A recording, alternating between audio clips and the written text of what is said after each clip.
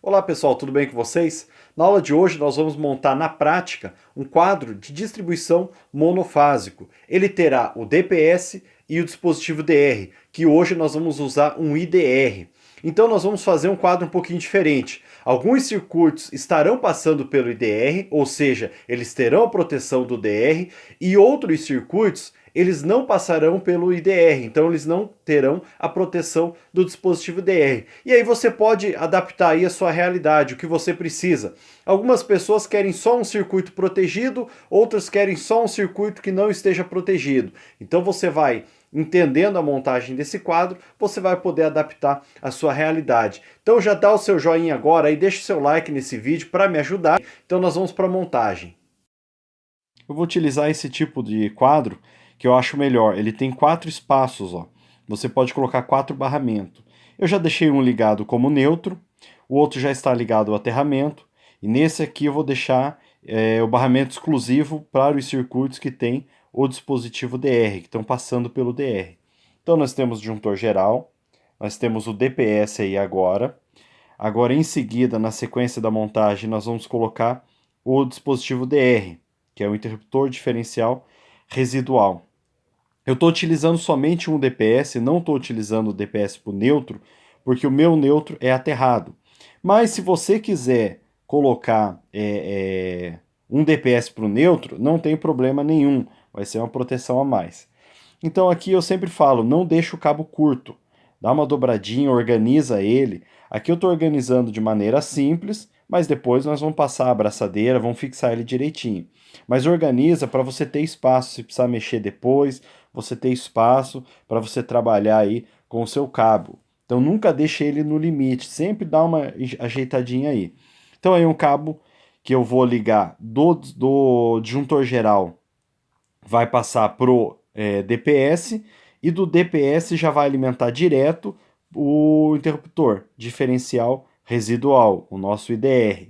Então sai do disjuntor geral e já passa para o DPS. Do DPS já vai alimentar direto o dispositivo DR. Então aqui nós temos o geral entrando, sai, vem para o DPS e depois alimenta o IDR. Então a saída do DPS será ligado no aterramento.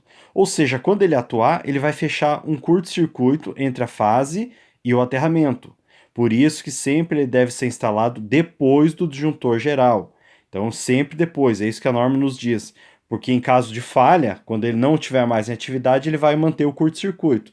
Então o disjuntor geral vai desligar e você vai conseguir perceber que o DPS está desativado. E aí agora eu vou ligar o aterramento do DPS na barrinha ali do aterramento. Então aqui eu fiz para te mostrar que você não deve utilizar o cabo muito curto. Então eu coloquei o cabo aqui um pouquinho maior para te mostrar que sempre é bom deixar o cabo sobrando. Só que eu cometi um erro aqui. Eu acabei tentando te mostrar isso no cabo errado. Então a norma diz que a gente sempre deve tentar colocar o cabo da saída do DPS o mais curto possível. Então, nesse cabo aí, o ideal é você colocar ele direto, evitar curvas. Então, eu deveria ter ligado ele reto, sem essa curva aqui no final, perto do barramento aí, ó, sem essa curvinha. Mas eu acabei me empolgando e queria te mostrar a organização do cabo, acabei fazendo esse cabo um pouquinho maior. Mas sempre faça o mais curto possível. Agora eu vou ligar a entrada do neutro do IDR. Então eu saio do barramento do neutro, eu vou ligar agora o neutro do IDR. Então vai ligar aí junto com o neutro normal, né, que vai alimentar o IDR, e depois a saída, aí sim, a partir dessa saída serão neutros diferentes. Então você precisa prestar atenção nisso. Quando o IDR só está alimentando alguns circuitos e não todos, você precisa ter 2 barramentos de neutro. Então agora vamos fazer a saída do neutro.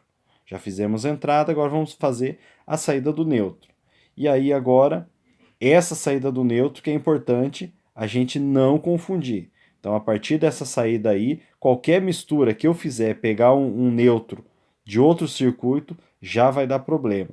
Então eu vou alimentar esse barramento de baixo, será exclusivo para o neutro que passa pelo IDR. Então vamos fixar ele. Lembrando, eu uso esses terminais genéricos, né? porque fica mais fácil. Mas você pode usar qualquer tipo de terminal da sua preferência. Eu utilizo muito aquele terminal Ilhós, que é muito bom. Ou terminal tubular também é o mesmo, né? Depende do nome aí, conhecido na sua região.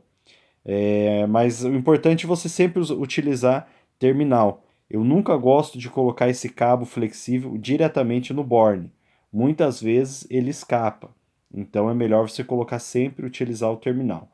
Então aqui vamos simular, né? Eu vou colocar alguns circuitos que estão passando, né, pelo IDR, ou seja, que estão protegidos, e outros que não estão protegidos. Então esses três aqui em cima não estarão passando pelo dispositivo DR, e os 4 de baixo estarão passando.